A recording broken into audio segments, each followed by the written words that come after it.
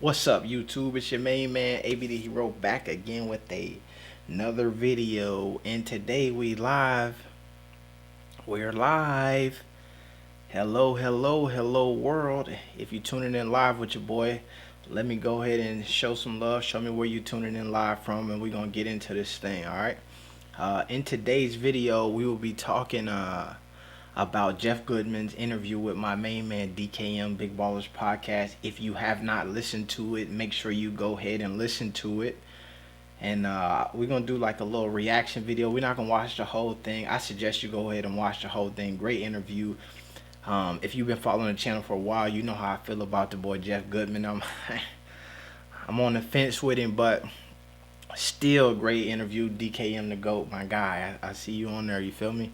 But we're gonna get into this thing. Let's go.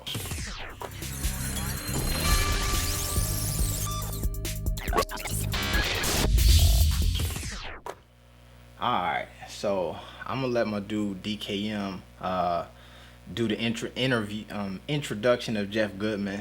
What I will say is we really gonna focus on the part of this conversation in which he talks about you know what I'm saying, LaMelo, Jello, and the Zoe, the Big Baller brand, whole thing, LeVar. But this first question, it was really interesting, so I want to start here, and then we'll work our way into it. What's up? I see the team is on the live right now.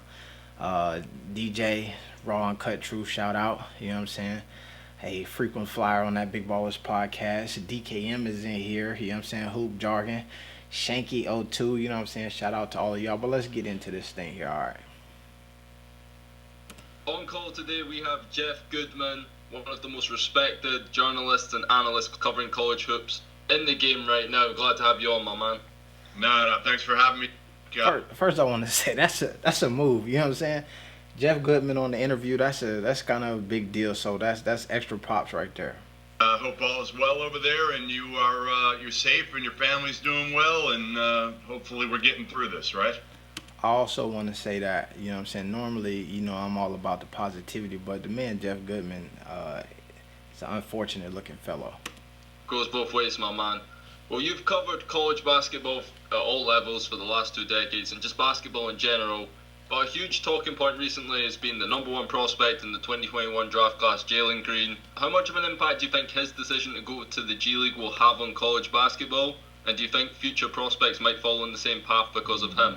Excellent question. I absolutely think there'll be future kids that do this. You know, the question will also be if the rule goes into play, which is what Adam Silver's was talking about a few years ago, where high school kids can go straight to the NBA again.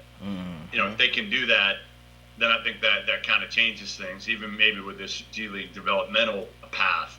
But I do think if Jalen Green is the number one pick in next year's NBA draft, yeah, you're going to have kids saying it worked. South California, yo, what's up, Leonardo da Vinci? I will say that I think this, like I did a video more recently about the LeVar Ball effect and how I felt like the JBA and some of the things that the Big Baller brand had done with the Big Baller brand challenge games and all of that had maybe shaped the way that the NCAA was moving currently, the G League is moving currently.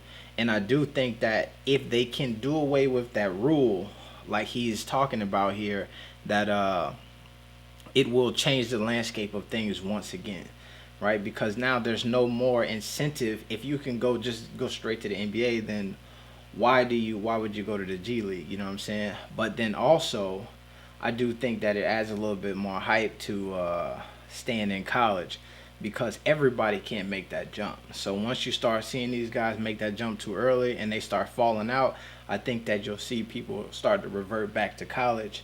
And because to me, going to the G League, if you can be straight to the NBA, is like, it's the same negative effect that it'll have on you if you end up being in college for 4 years, right? So now, if you're a senior in college, even if you win Player of the Year, you could dominate your senior year, folks would be like, but is he that talented? Has he already reached the ceiling? Why didn't he leave early? And I feel like if you go to the G League and you could have went to the NBA, like, folks will frown on you just a little bit in the future. And they're going to go that route. If Jalen Green goes number 22, and Isaiah Todd doesn't go in the first round, I think you'll have fewer kids. So it's like anything else, right? It's a copycat type deal. If it works, people copy it, just like the Golden State Warriors and playing small ball. Is it the end of college basketball? No.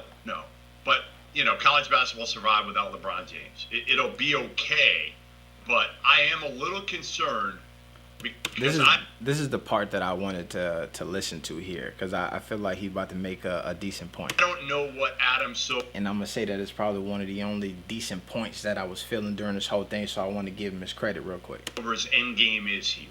I don't know if he wants to get 25 guys, 50 kids, and has empty pockets as far as just wanting to keep getting these kids to this G-League program, and if they could just keep adding kids for $250,000.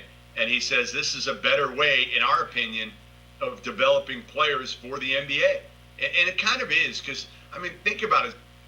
Owners don't want high school kids in the NBA unless it's like LeBron, and that's a rarity. Mm-hmm. The Players Association and players don't want high school kids in because they're going to take the jobs of some of the older guys or the fringe players that are trying to stay in the league for another year. Mm-hmm. So I don't know who really wanted high school players straight to the NBA, because, again, there just aren't many LeBron.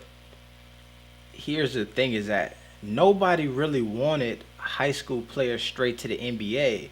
The incentive for them to do this is not because we wanted it. It's just that we didn't want the other thing to happen. We didn't want high school players going straight to the JBA. We didn't want high school players in the big baller league. We didn't want high school players saying, yo, let's just go to Lithuania for a little bit, a couple years. Let's go to the NBL. Let's go do this. That is more the necessary evil of now we got to take on all of these dudes, because not because we want them in here, because all of the reasons that he said, they taking jobs from pro players. Now you got to invest money in a project, right, that these owners don't want to do. The kid is, unless he's LeBron James, he probably not going to be able to play for your team and give you valuable minutes, even though you took him with the first pick because you know that the ceiling is high. Nobody wanted to have to deal with that. But you rather have to deal with that than have your top prospects going into these alternative leagues, especially when the man, myth, the legend, LaVar Ball is at the helm of said league. I think that's what he didn't want to go there, you know what I'm saying, because he probably hadn't even touched on that. But the truth of the matter is that is what it is, really. It's not about who wants it or we need it to happen. It's what we don't want to happen. What's the alternative? If we don't take a step out here, start paying these players and keep them here, where they going to go? LeBron James is in the world. Right, even so Kevin Durant. I'm going to skip a little bit further into the LaMelo Ball conversation and all of this stuff. But he's got fewer question marks, I think, than Anthony Edwards or LaMelo Ball. Speaking of LaMelo, also a great segue by my man DKM. Speaking of LaMelo Ball, I love the way that you didn't jump straight in there. You gave him some time to really start to vibe and get into his knowledge bag, play to his ego a little bit, and then you started getting into the Ball. stuff. He's probably the most polarizing name of the bunch. You followed him closer than anyone during his early years in Lithuania. What can you tell us about LaMelo's time in Lithuania as a basketball player? I don't think he got better then, but I haven't seen him in 2 years, so it's kind of unfair for me to talk about where he's at now.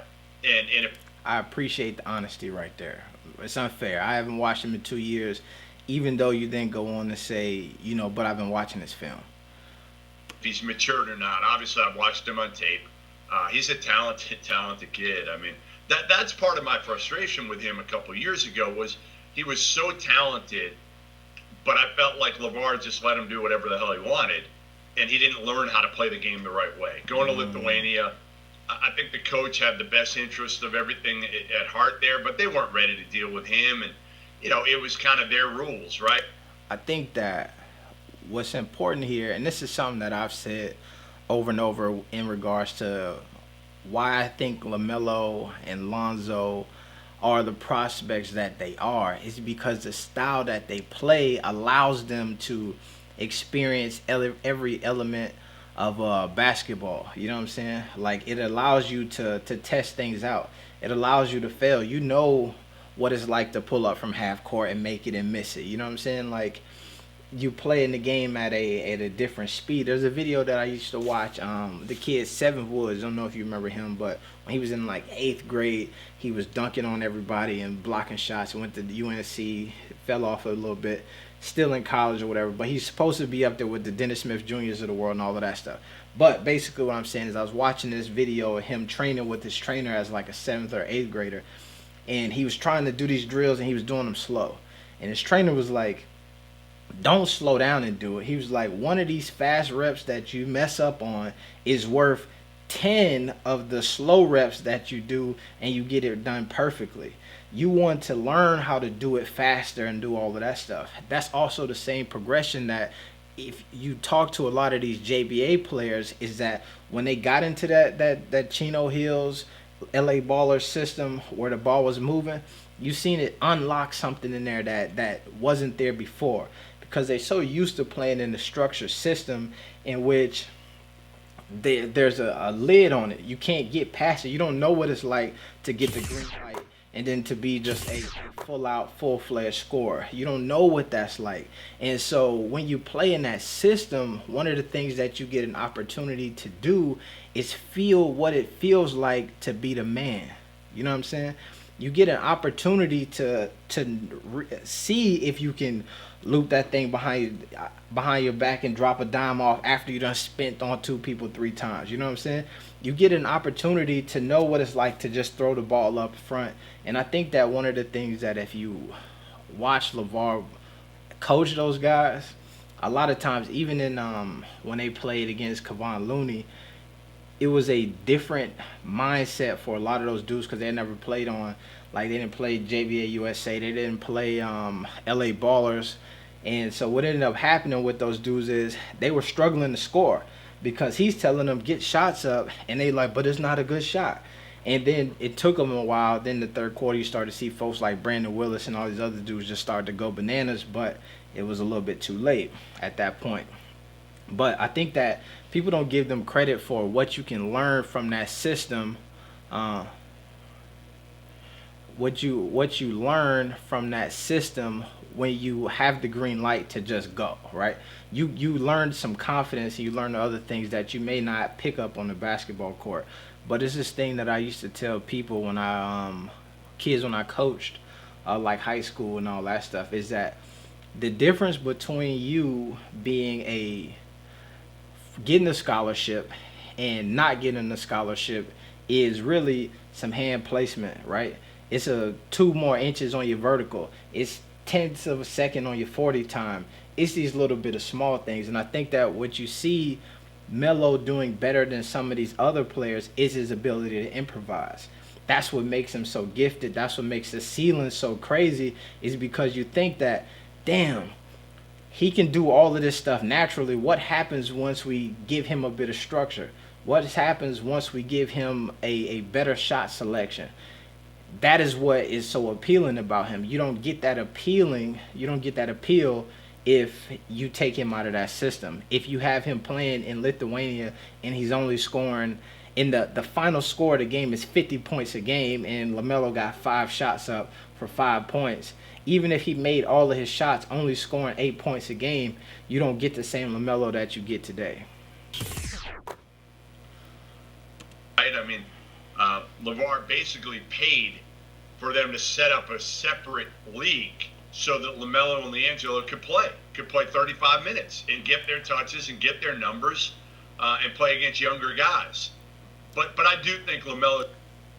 To me, man, I also hear that, and I'm like, how is that a bad thing? If you take them over there and they playing in 2 systems, one that's slow, and then you give them another opportunity to get more touches and play in that, like, to me, that's a great idea, right? We already know what y'all doing is not going to be 100% in line with what we need, so we're going to just create 2 different things. Everybody benefits. Let's see. He's got incredible court vision. I think he'll become a better shooter if he continues to work. Golden Gate, you see what I'm saying, man. You got it. Obviously, he doesn't guard. That's one thing that I worry about. And his shot selection and decision making has to improve. I'd love to see him go to Golden State because I think under Steph he has the best chance to succeed and learn and be taught the right things. I don't think that has been the case for the last few years. I feel like LeVar's made poor decision after poor decision. I don't know about the. I hear what he's saying about the Golden State take, right? And I do think that at Golden State, you get the same like ability to kind of freelance, and the spacing is going to be there. It's going to be very similar as far as the ball movement and getting the ball up court to some of the systems that he's played in. I just think that there is a bit of the what you see with most folks who end up playing for Golden State, they cancel each other out in greatness, right? So you got KD to go there, and they had a phenomenal run. But no matter what KD did, he wasn't going to win the MVP. No matter what Steph Curry did with KD on the team, you're not going to win the MVP. So you get the growth and you get the wins, but your own personal like growth can be stifled with that system. Then you got Andrew Wiggins, I believe, is there now. You know what I'm saying? So I don't know. I think that they would win and they would be successful, but I don't think that you get LaMelo Ball ceiling if he's with Golden State. On where to put him coaching wise. Now again, I don't know this past year as much. Shanky, I don't. You got to write out your pronunciation of your name over there, but that's very true. How you gonna say the man made a poor decisions, and all of a sudden now he a top 3 player in the draft based on these decisions? Based on the few games that he played in Australia, top 3 player in the draft. Based on time in the JBA, Spire, it all seems to have worked out accordingly. And I believe that he probably would have maybe hit these same milestones if he had just stayed in high school and went to UCLA. But I don't believe that he would be as ready as he is right now if he would have done those things.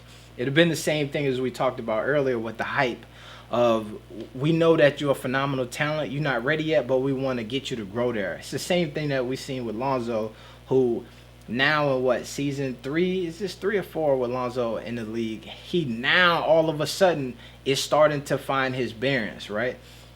If this Lonzo that we seen with the Pelicans would have been in year 1 over with the Lakers, he would have been an all-star. He would have made the all-star team in his rookie season. But he didn't play many games anyway, overseas this past year. So, like I said, I love Lonzo to death. I think, they're similar in some ways. They have similar court vision, but another cool thing that I will say about the LaMelo Ball journey is, in a world where these dudes are playing thousands of games a year, AAU, high school, all this summer league, this whole thing, we've seen LaMelo Ball play 8 games in the JBA over the summer with the playoffs. Well, let's say 11 games there in that season.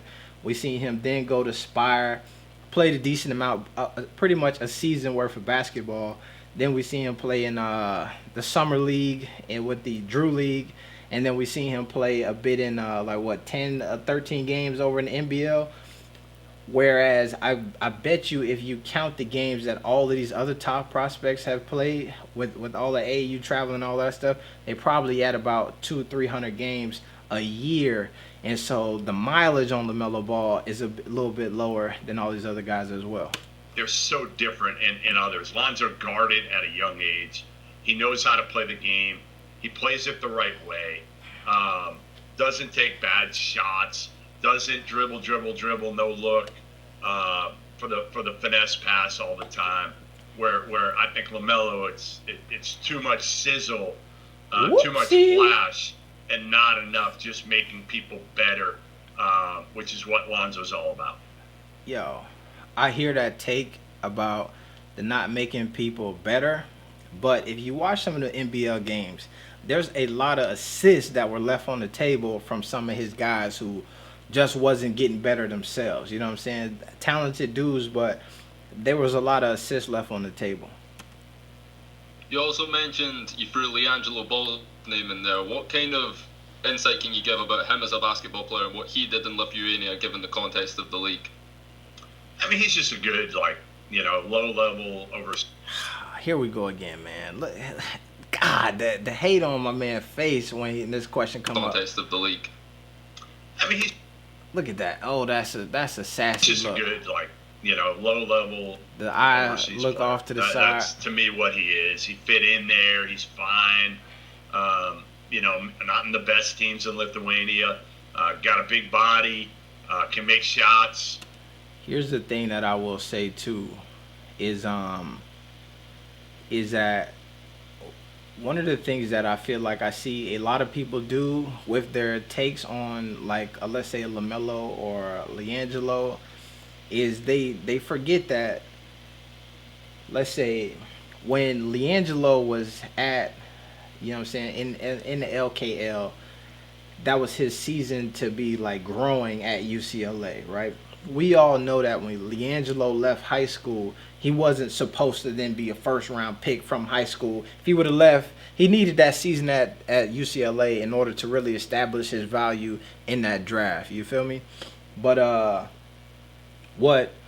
so there's a bit of growth that has to happen, right? So if you look at, let's say, a Cole Anthony from this year, no matter what he would have done in college, right, you expect by the time he gets to the summer league and gets to his rookie season, like, there should be some growth. So I think that there's this, like, silly thing of this idea that LiAngelo somehow fit into this system better, right? Played better, big body, could hit the shot, all of these things that you wanted to see from LaMelo, but LiAngelo checks all of these boxes, and it's just not what you wanted to see. You feel me? Also doesn't really guard. Hey, while y'all in here, go ahead and make sure y'all hit them likes. Yes, my man DKM, boy, you read my mind. 21 people in here, 7 likes. Come on, man. But needed to mature too. And again, listen, it was hard for the two of them because by the time LeVar came onto the scene and people knew who LeVar was, but LiAngelo and LaMelo, they grew up kind of with the shadow and everything that was going on with LeVar. They were kind of growing up and trying to find their way. Lonzo had already found his way, and man, that kid is just so mature. Like, I have so much respect for how Lonzo Ball handled everything that was thrown his way when he was at UCLA, when he was with the Lakers. He never said a bad word about any of his coaches or his father, even though his father kept killing his coaches. Here's what I'll say to you, and I think that in most cases, when you have a son who has a maturity at a younger age, who can deal with adversity, who knows not to speak out poorly about his coaches or his father, a lot of times that comes from good parenting in the father. So it's so crazy to see Jeff Goodman give a ton of credit to Lonzo for these things, shoot down LeVar Ball at every turn he could, but then acknowledge what a great young man Zoe was. Zoe doesn't become the great young man if he does not have the father to help shepherd that greatness in. It was amazing. I mean, so much more mature than I'll ever be. And again, LiAngelo, a solid overseas player. That's what he is. Another player I'm quite interested in from this year's draft class is Onyeka Okongwu. What can you tell someone like me about him, what he did this past year, and where you have him going in the draft? Onyeka Okongwu. Yeah, I love him, man. He's big, strong, athletic, plays hard. I think I'm... My man, I'm a hustle 50. Said it best. A low level overseas player, but then he's in the G League right now, working his way up through the ranks. So here's the thing that is always interesting is you can say that, but it's also the same G League that you see these young prospects in right now. It's also the same G League that we see some of the brightest talent in the NBA play in right now and work their way up. So I think that folks have to really understand that there's a development that has to be there. And later on in this interview, he goes to talk about the boys and their work ethic, and how they all have it and they all trying to grow. Like legitimately, all they do is play video games and then go out and hoop. So you there has to be, you have to take into account the growth that is potentially on the way from these dudes. I'm going 6th right now. I think he's going to go somewhere in the top 10. You know, could go as high as 4, probably as low as 8 or 9. Dude, he's like a 6'7". What I see from him is he's a bit like LaMelo, but he's got mass. He's got some body. Hey, there is this portion in the interview that that where he starts to talk about Cade Cunningham. I mean, a lot of people are saying that he might actually be a better prospect if you're looking for one of these like 6'7" type point guards. Yeah, well, he's much. And what I want to say that is dope about this, is the dope about the Cade Cunningham thing is that one of the coaches from the JBA Houston Ballers coach, Ashton the Trainer, follow him on the Instagram at Ashton the Trainer. Go hit him up, tell him that I sent you over there. But he is Cade Cunningham's coach as well. So it's kind of dope to hear him talk about this guy's game, because his game has increased by practicing and training with one of the guys who was like an integral and like a solid part of the JBA, especially them Houston Baller squad, with my man Curtis Hollis, who is also preparing to enter the NBA or the G League this year. More stable in terms of his decision making, right? Like, he's going to make the right decision. He's not as flashy. He's not necessarily long and lanky and will make these crazy passes, no-look passes, but he'll make the right pass. And, I mean, the other thing that LaMelo's got to get better at is obviously the perimeter shot. You know, he shot like 30-something% from 3. I mean, that's really what he shot for the last few years for the most part. So he's got to become more efficient with his shot. And he will if he gets in the gym and works all the time. And actually, to be honest, I do think their gym rats, the family, they don't really like to do a whole. That's what he's saying right there, man. I'm gonna let y'all.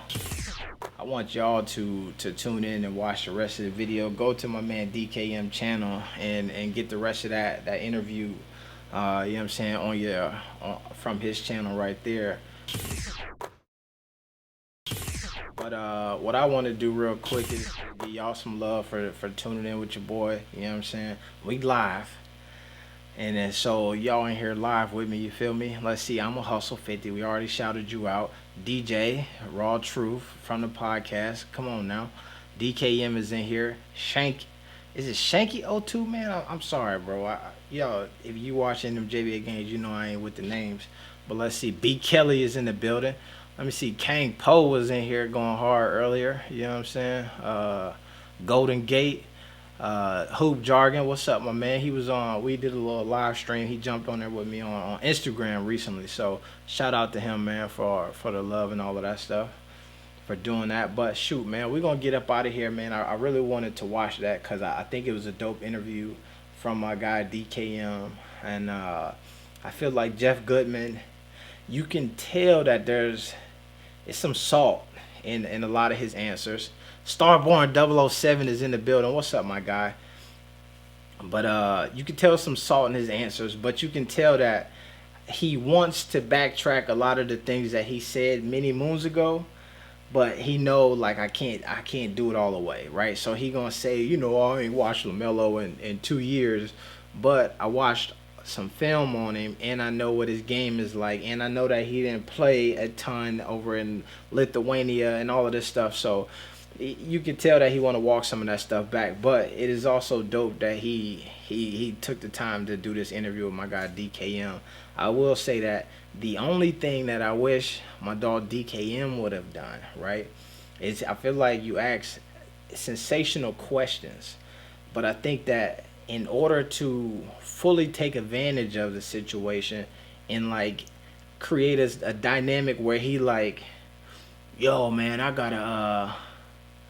I got this DKM guy is sensational. You gotta like challenge him a bit. You know what I'm saying? And make it that debate show vibe that they like on these networks and stuff right now. I think the questions was great. I don't know really how you would have done that. You know what I'm saying? And also keep the environment or whatnot. You know what I'm saying? But folks love the sensationalism and all of that stuff. So I think that'll be the next step to take it to the next level, man. But excellent interview, it's your main man, AB the Hero, man. I appreciate y'all for pulling up with the kid. Would have liked DKM to have asked Jeff about Curtis Hollis and his draft stock and evaluation. Heavy. I wish I'm gonna answer that real quick before we get up out of here. I don't. I feel like Jeff Goodman, if he gonna say that he hadn't even watched much Melo, I don't know that he would have said that he would have known or watched much from Curtis Hollis anyway. So that would have been a great question, but I don't know if he would have had an answer for that one. I will say that my man Curtis Hollis was working hard trying to get prepared for this upcoming draft. He was in like Louisville, or not Louisville, Nashville, putting in work. You know what I'm saying? Getting ready for the draft, and then damn the coronavirus, COVID-19, and all that shit hit. So that threw off that a little bit. So I know that he been bouncing around, still training, still putting the work in and all that.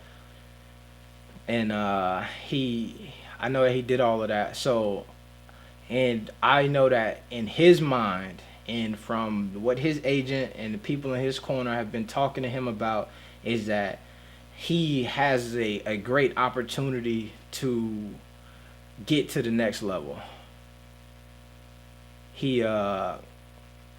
That's just a fact. Like he feels like they're prepared for that. You know what I'm saying? The right folks have reached out, and that, I believe, is what helped him, or what made him transition out of Germany, because Curtis Hollis was over in Germany hooping, came back, and then went straight into prep for this year's draft. So it'll be interesting to see how things play out. I'm sure that he would have been one of those guys that would have benefited the most from a in-person workout. So if they have any limitations on, like, we not gonna do as many workouts as we were planning on it, then I feel like he's one of them dudes who could take a hit because of that. But I think that he already has put in enough work that he gonna get some love regardless, and you're gonna see Curtis Hollis play pro next year again, whether that is in the G League, the NBA, or high major or high level Euro League teams.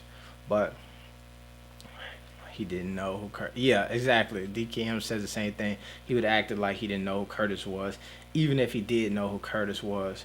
But yeah, I'm gonna get up out of here, man. I appreciate y'all for tuning in with the boy. Been on here for about 30 minutes, so we're gonna keep it light and tight. You feel me? We'll be back tomorrow, man, with some more live stream action. It's your main man, AB the Hero. I'm out. Peace.